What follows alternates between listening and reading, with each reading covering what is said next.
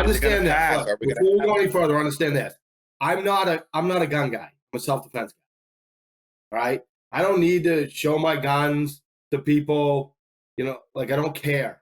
Right. People think that they're gonna get fear and respect out of walking around with their friggin' Sky, you know, in their nylon friggin' holster they got off friggin' eBay or something, off Etsy or whatever, you know. And it's like, you know what? Nobody cares. You know what they think? Like every time I see him, I go into mode, like, and it's like I should just hit him in the head with a brick and take his gun. Like, but maybe see, I can get like $4 for it. You know. But whatever. see, this is why you need to know about what's going on, because open carry isn't even part of this bill. All right, you're talking about something that's not even in the bill. Enlighten me. Cindy, enlighten the man. Enlighten Mike? Never. Not convince him. Okay. Enlighten him. No, yeah, exactly. So this bill, they call it constitutional carry. It is not. That's a misnomer. It's a marketing name. It's actually, I guess if you're gonna, like Jeff calls it, permitless carry, but it's actually permitless concealed carry. It has nothing to do with open carry. And a lot of it has nothing to do with carrying a gun at all. Like 90% of it is unrelated to carrying a firearm. Yeah.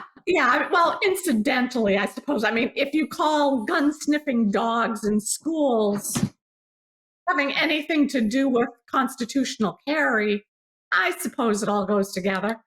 But in typical fashion, our legislators just threw a bunch of crap into one bill, and with the idea of, oh, well, if we want this, we got to throw all this other school stuff in there. It's kind of a continuation of the Marjorie Stoneman Douglas Public Safety Act. A lot of it, it just kind of expands on it. But anyway, so for the permitless carry, it's only for concealed carry, and really what it does is it just says, hey, if you would be qualified to carry, to get a permit, a concealed carry license in Florida, well, then we're going to let you carry your gun concealed without that license. So that's really all it does in that part of it. But it kind of has some weird stuff in there. So like what it says is if you qualify, and basically you're not a felon, you're not a drug abuser, you're not an alcoholic all the time. Well, if you're not one of them, what do you need? You don't need a gun. Well, whatever our rules are for having a concealed carry permit, as long as you fall in those rules, you can carry without the license. Okay. But what you have to do is you have to have your driver's license or Florida ID on you, because if you are stopped by law enforcement, they have the right to demand to see your identification, which would be your driver's license.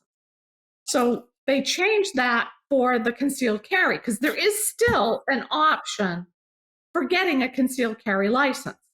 So you would probably go, well, why would anybody want a concealed carry license? If we can carry without getting the permission slip from the government and giving the government $75 or whatever it is now, why would anybody still want this license? Well, there's a couple of reasons. Number one, they say it's for reciprocity in other states that require it.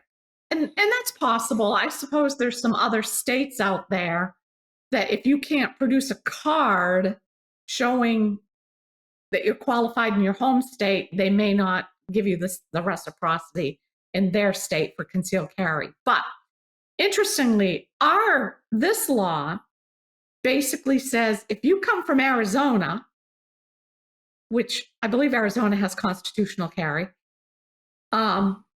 or Texas, one of them, But if you come from there and you come to Florida, you're visiting and you're carrying concealed, and you are qualified under Florida law to carry concealed, we don't need to see a card. You can carry as long as you have identification on it.